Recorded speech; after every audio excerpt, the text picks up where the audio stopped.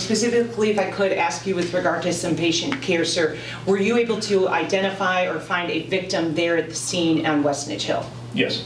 And what was the state of his physical condition at the time you arrived, sir?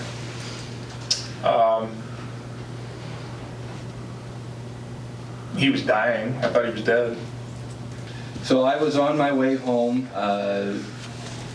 going on Westnedge towards Portage, coming from Kalamazoo. Nothing out of the ordinary. It's divided still at this point, so it's a one-way street. There are a set of, let's say, 3 traffic lights. There's the one right by Happy's Pizza, or the Shell station. You go, and they're all timed too. You know, it's driving through Westnedge. The lights are all timed, so usually you can hit all green lights if you're going the speed limit, and pass right on through. The light had turned. I was in at this point the middle lane, so had gone through that light, made it up to the next light, still in the middle lane.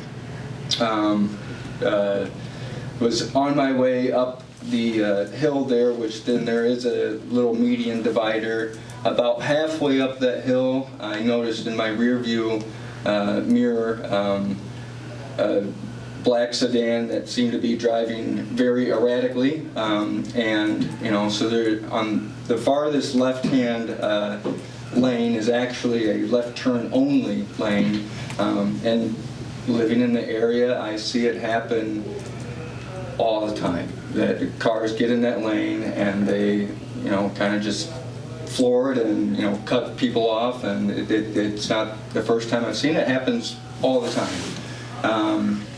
Well, I'm never in a position to do anything about it. That day, about halfway up the lane, there's,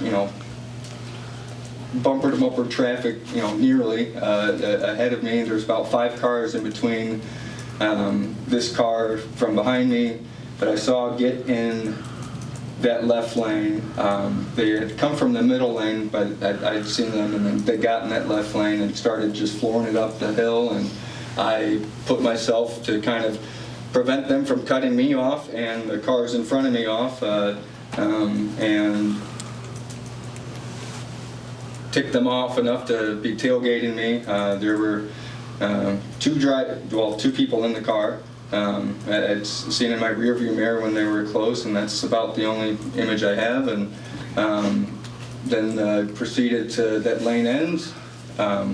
They somehow got on my right side, so my passenger side, and I was had my foot on the brake. Getting ready to make my turn onto Parkwood there, and that's when I heard just a pop, pop, pop, and thought my tires had gone out because my car had stopped so suddenly. But took me a second to realize that it was me.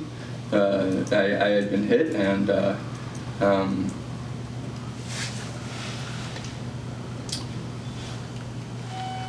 thanks to God, I made it out of that car, and I'm alive. So, thank you. And Mr. It's a sad story, and I feel really bad that the person who shot me. I'm sorry for you that you didn't have the love that I grew up with. What I've been able to deduce is that I know my foot was on the brake, and I'm guessing just based on the way the body reacts that it was I was shot through the neck and through the arm, my left arm, and my thought is that because of that shock that my foot just hit the brake and my car came to a sudden stall and stopped.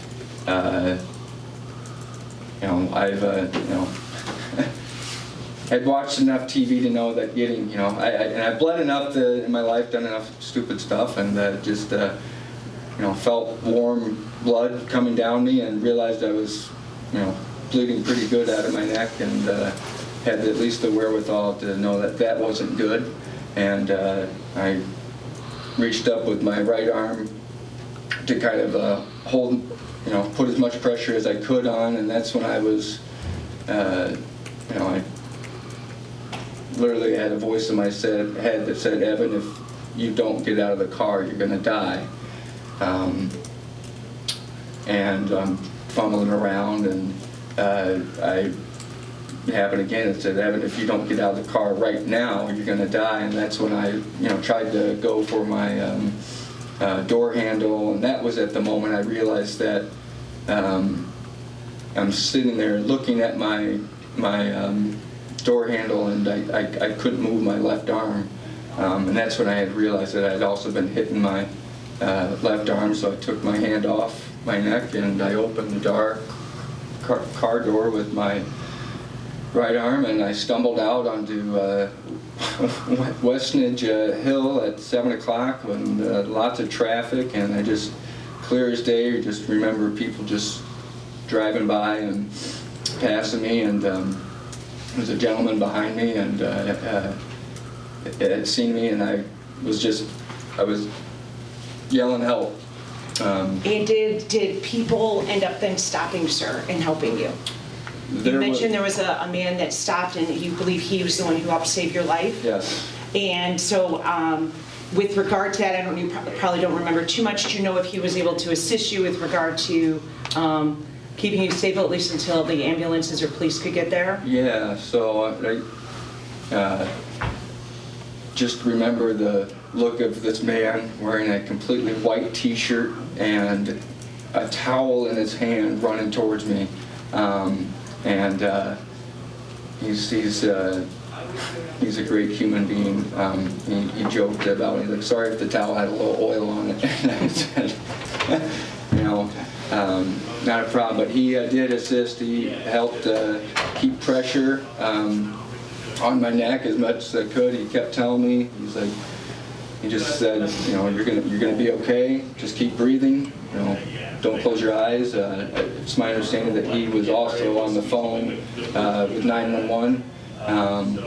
I remember, at some point opening my eyes to probably about 12 or at least policemen kind of surrounding me. I remember being in the ambulance. They asked if they could cut my clothes off, and I said yes, absolutely, do whatever you need to do. I remember getting to the hospital, and it must have been right before surgery, before they must have put me under, and just, hearing someone say my name, like Evan Weir, and that was kind of where my memory cuts out from that point in time.